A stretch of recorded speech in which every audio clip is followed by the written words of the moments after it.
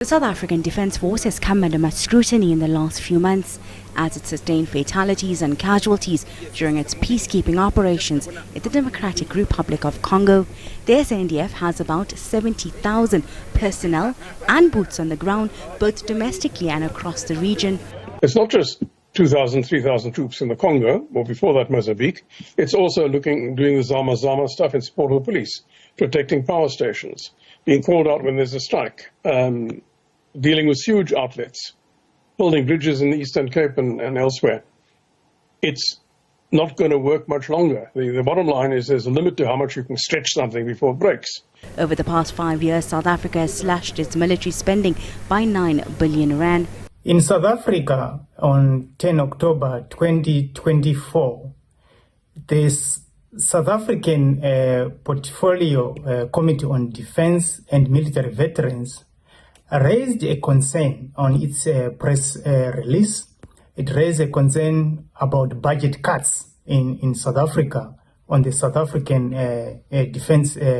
National Defence Force. South Africa's military spending is among the lowest in its GDP category.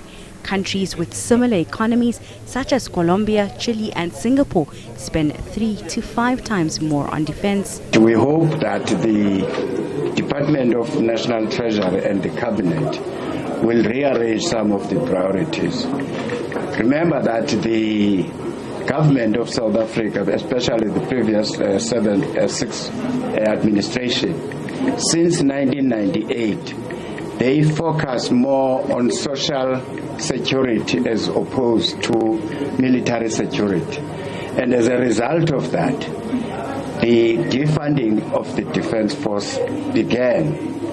But I'm happy that President Cyril Ramaphosa had publicly said we are going to move away from 0.57% of the GDP to 1.7% of the GDP. That should help our Defence Force.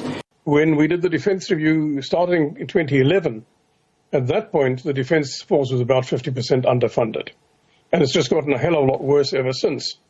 If you take the 2012 defence budget, about 35 million or so, then by now we should be spending close to 100 billion to be getting, if it was 50% underfunded then, and inflation. Then you add all the jobs that the government keeps giving to the Defence Force. The shrinking budget has led to concerns over military readiness, equipment maintenance and operational capacity. Most of the Air Force's aircraft are not operational, are grounded. Most of the Navy's ships are alongside and can't operate. They're probably safe to go to sea, but they can't operate.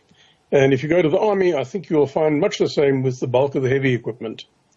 And that spills over into things like training. If your aircraft aren't operational, your pilots can't fly enough to stay really current with their systems and their aircraft. And ships, crews, for instance, don't gel as a crew. Every individual member is perfectly trained for his post. But if a ship doesn't physically go to sea and operate, they don't start to learn together as a crew. If you take it a step further, the Gripen fighters, for instance, they've got no standoff weapons, they've got no anti-radar weapons, they've got no beyond visual range air-to-air weapons.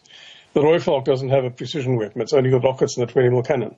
South Africa Defence Force has been stretched in its deployments. Remember, deployments for peace operations are very costly, but also deployments in South Africa themselves are also very costly. With the finance minister set to release the national budget, the recent military deployment in DRC highlights the growing urgency for increased defence funding to secure South Africa's safety and sovereignty. Hasina Gori, SABC News, Johannesburg.